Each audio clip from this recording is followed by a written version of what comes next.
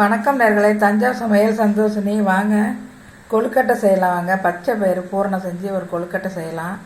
அரிசி மாவு தான் எடுத்துருக்கேங்க. கொஞ்சோண்டு 2 கிளாஸ் தண்ணி ஊற்றி ஒரு 300 மாவு எடுத்துருக்கேங்க. தண்ணியை நல்லா கொதிக்க வச்சு அதிலே உப்பு போட்டு நல்லெண்ணெய் ஊற்றி நல்லா கொதிக்க வச்சு இது மாதிரி கிண்டிடணுங்க. ஒரு தேங்காய் ஒரு தேங்காய் எடுத்து வச்சுருக்கேன், திரி வச்சுருக்கேன். பச்சை பயிறு நல்லா வறுத்துட்டு உடச்சி இந்த பாருங்கள், இந்த ரவா மாதிரி வச்சுக்கணுங்க. இதை உடச்சி வச்சுக்கணும். ஏலக்காய் பொடி, வெல்லம் எடுத்துருக்கோம். வாங்க இந்த பூர்ணம் செஞ்சாங்க ஒரு 6 மாதத்துக்கு கெட்டு போகாமல் இருக்குங்க. பங்காநாட்டு திருவிழாலாம் எங்கள் சின்னம்மா வீடு அங்கே தான் இருக்குது. நாங்கள் வருஷம் திருவிழாவுக்கு போவோம். அவங்க கொழுக்கட்டை சுடுவாங்க ஃபேமஸாக சாமிக்கு. எல்லாருக்கும் இந்த பூர்ணம் ரெடி பண்ணி வச்சுருப்பாங்க.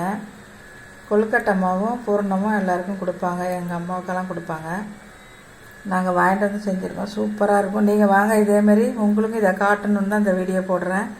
வாங்க அடுப்பை ஆன் பண்ணி இந்த வெல்லத்தை போட்டுக்கலாம். பாகு காய்ச்சலாம். இது நல்லா சுத்தமான வெல்லம் தாங்க, வடிகட்ட வேண்டியதில்லை. நல்லா கொதிச்சோடனே தேங்காய் பூவை நம்ம வறுத்துக்கணும். தேங்காய் பூவை இப்போ நம்ம நல்லா வறுத்துக்கலாங்க.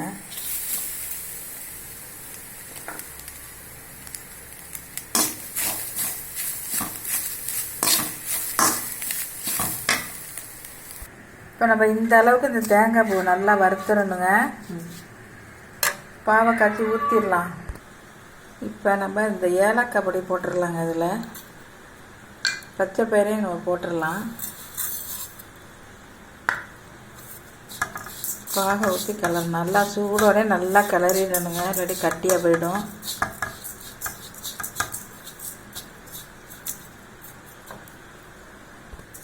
இந்த இப்போ பாகு ரெடி ஆகிட்டுங்க. ஊற்றலாம்.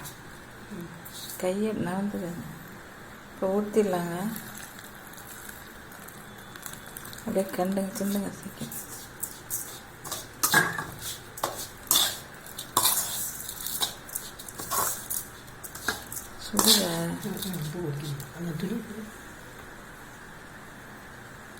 நல்லா கலருங்க, அப்படியே கட்டியாயிடும்.